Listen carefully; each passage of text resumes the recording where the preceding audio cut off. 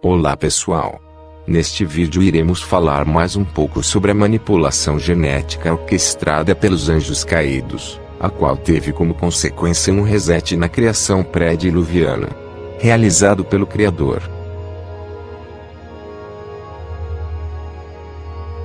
A tendência moderna dentro de comunidades religiosas e acadêmicas para acomodar visões emergentes da astrobiologia e astroteologia pode ser vista como a extensão natural de uma hipótese, uma vez que era considerada heresia, e que se tornou popular na década de 1960, conhecida como a teoria dos astronautas antigos. Esta noção afirma que o Homo sapiens, humanos, surgiu como resultado de experiências avançadas de extraterrestres que visitaram a Terra nos tempos antigos e modificaram geneticamente o DNA dos hominídeos. Estes seres foram os progenitores dos mitos de criação de acordo com esta teoria, incluindo revelações da Bíblia de Deus. Na introdução de seu livro best-seller, Eram os Deuses Astronautas, Erich von Däniken, um dos pais da moderna ufologia, disse: afirmo que os nossos antepassados receberam visitantes do universo em um passado remoto, embora eu ainda não sei quem são essas inteligências extraterrestres ou de que planeta elas vieram. Eu, no entanto, anuncio que parte destes estranhos seres aniquilaram a humanidade existente na época e produziram um novo Homo, talvez o primeiro sapiens, como ilustrado em filmes de Hollywood como Contato e Contatos Imediatos do Terceiro Grau. A hipótese de von Däniken causou uma tempestade nos anos 60 com a proposição de que a humanidade era, possivelmente, descendente de uma antiga, talvez em curso, experiência extraterrestre. Adeptos da nova era como Däniken afirmam que os mitos dos deuses da antiga Suméria, no Egito, na Grécia, contêm um registro bruto desse encontro com outros seres do mundo. Homens antigos teriam considerado os viajantes espaciais como deuses e teriam registrado a sua chegada, seus experimentos, e sua partida, em hieróglifos, megalitos, e tábuas de pedra, como um encontro sobrenatural entre deuses e homens. O Sr. Däniken continua: enquanto a nave espacial desaparece novamente nas brumas do universo, os nossos amigos vão falar sobre o milagre. Os deuses estiveram aqui. Eles vão fazer um registro do que aconteceu, estranho, miraculoso. Em seguida, seus textos se relacionam e seus desenhos irão mostrar que os deuses vestidos em roupas de ouro estavam lá em um barco voador que pousou com um grande alvoroço. Eles vão escrever sobre carros que os deuses levaram por terra e mar, e de armas terríveis que eram como um relâmpago. E eles contam que os deuses prometeram retornar.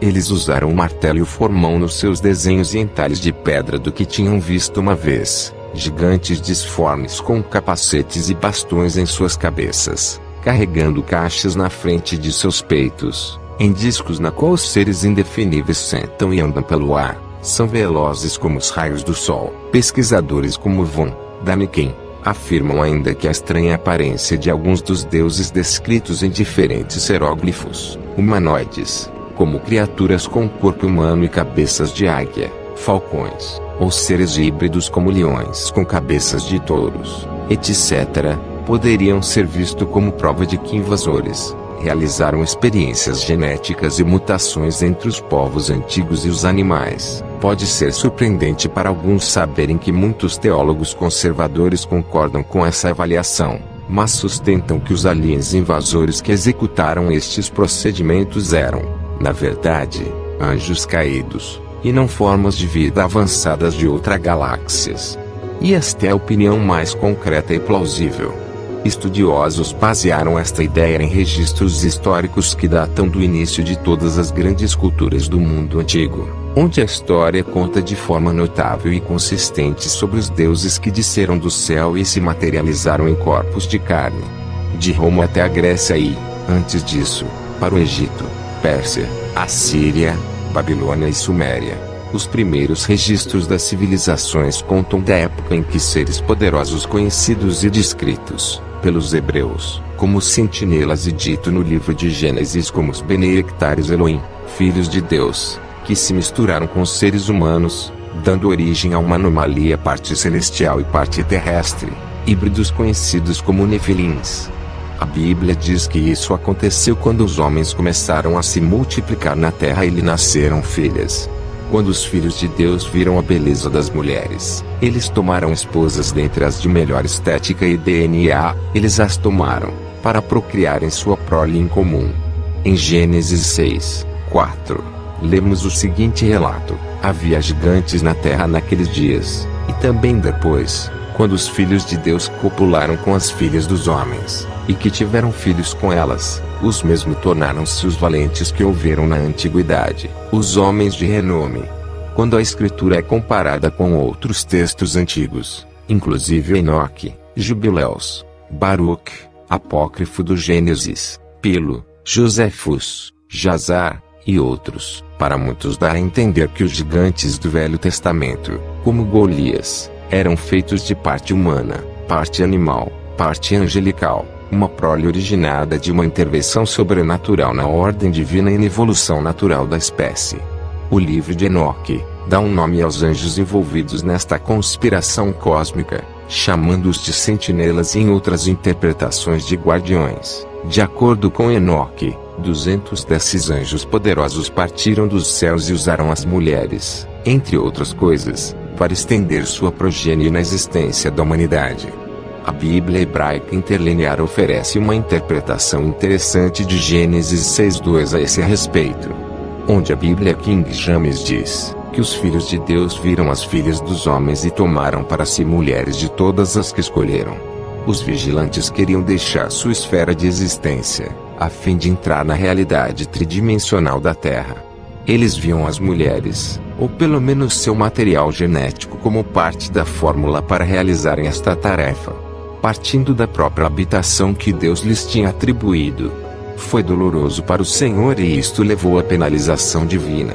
Judas descreveu desta forma: aos anjos que não guardaram o seu principado, mas deixaram a sua própria habitação, ele os tem reservado em prisões eternas na escuridão para o juízo do grande dia. Judas 6. A Septuaginta foi feita, a palavra Nefilim, referindo seus descendentes dos sentinelas que tinham parte humana, foi traduzida por Gegenes, uma palavra que traduzida significa nascido da terra. Esta mesma terminologia foi usada para descrever os titãs gregos e outros heróis lendários de origem celestial, como parte divinos e em parte terrestre. Esses semideuses foram igualmente descritos em textos e em representações de ídolos, imagens como as criaturas metade animal e metade humana, como centauros, a parte humana, parte do cavalo, do filho de Apolo, centauros, quimeras, fúrias, sátiros, górgonas, ninfas, minotauros, e outras aberrações genéticas. Tudo isso indica que os sentinelas não só modificaram o DNA humano durante a constituição dos nefilins, mas dos animais também.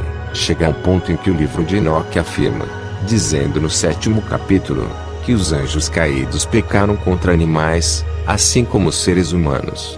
Outros livros, como o livro dos Jubileus, acrescenta que esta mistura entre as espécies acabou resultando em mutações entre os seres humanos normais e animais cuja carne e composição genética foi corrompida, presumivelmente, por estes cruzamentos.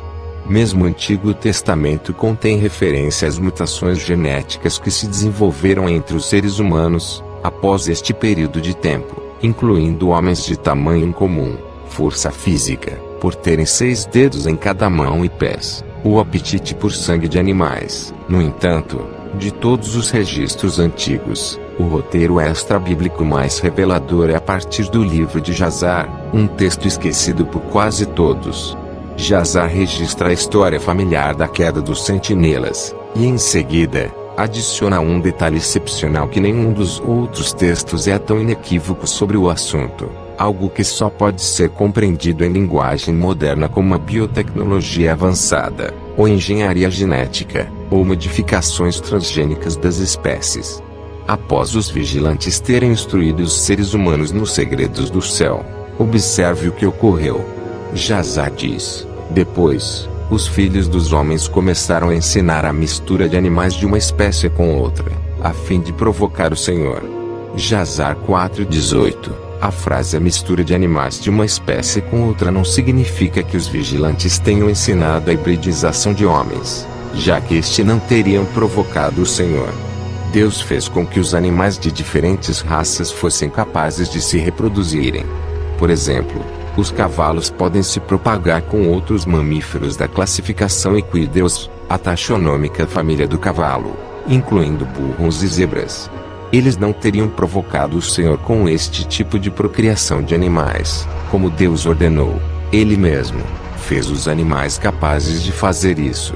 Se, por outro lado, os sentinelas estavam cruzando fronteiras através da mistura de espécies animais incompatíveis de uma espécie com a outra, como um cavalo com um ser humano, um centauro. Este teria sido um assunto diferente, e pode lançar luz sobre as numerosas histórias antigas de seres míticos, de variantes espécies de fabricação, que se encaixam perfeitamente dentro dos registros que os sentinelas estavam realizando. Compreensivelmente, esse tipo de quimeras teriam provocado o Senhor, e levanta a questão séria sobre por que os vigilantes teriam se arriscado à condenação eterna por mexerem com a criação de Deus desta forma.